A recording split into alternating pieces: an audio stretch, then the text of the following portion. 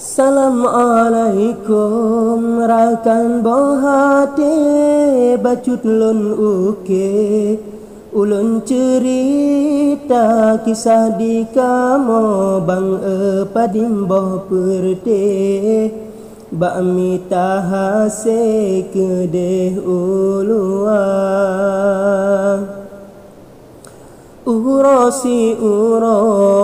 megantongan ton kamu ti gampung ngan keluarga izin urang si bang yang utama fon supaya Rabbun kamu gerilda Pulau Jawa yang kamu terjun ni dalam hati phone minta kerja kan kemudahan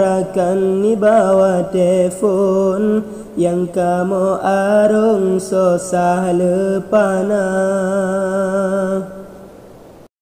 pesan urang si kamu di gampung wahai anu alun sembahyang benar adahan kaya anu getanya langsung udip lam lindung pote Rabbana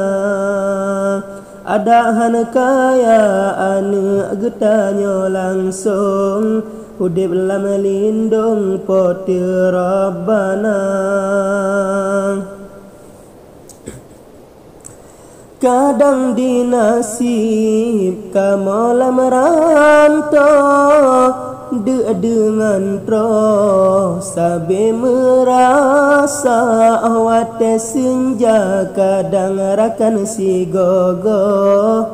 kamu ruh memori hun megisah tekasi gogo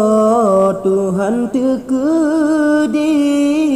Allahu Rabbi kamu gecuba lemah anggota bang lemah body kamu jalani ngan lapang dada teka kendala si gogo mekri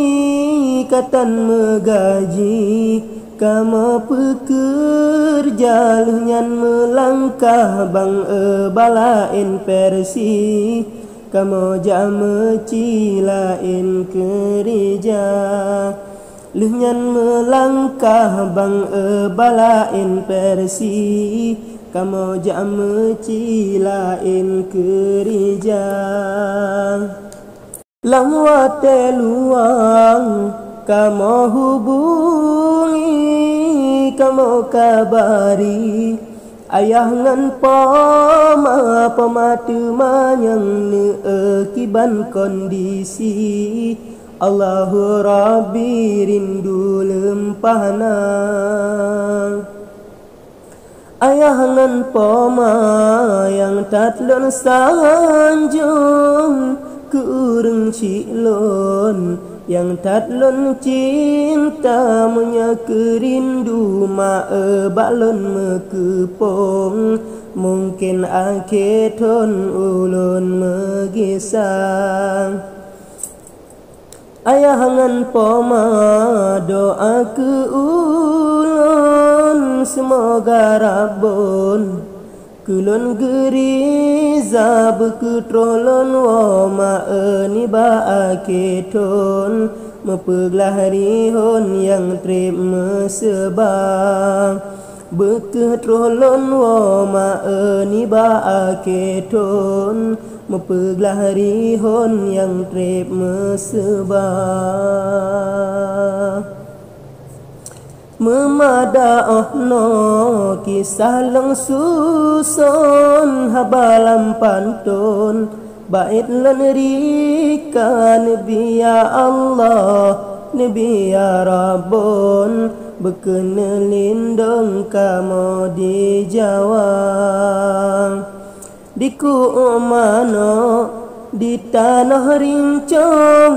di musutium sideh lamrim bapo akun YouTube Bang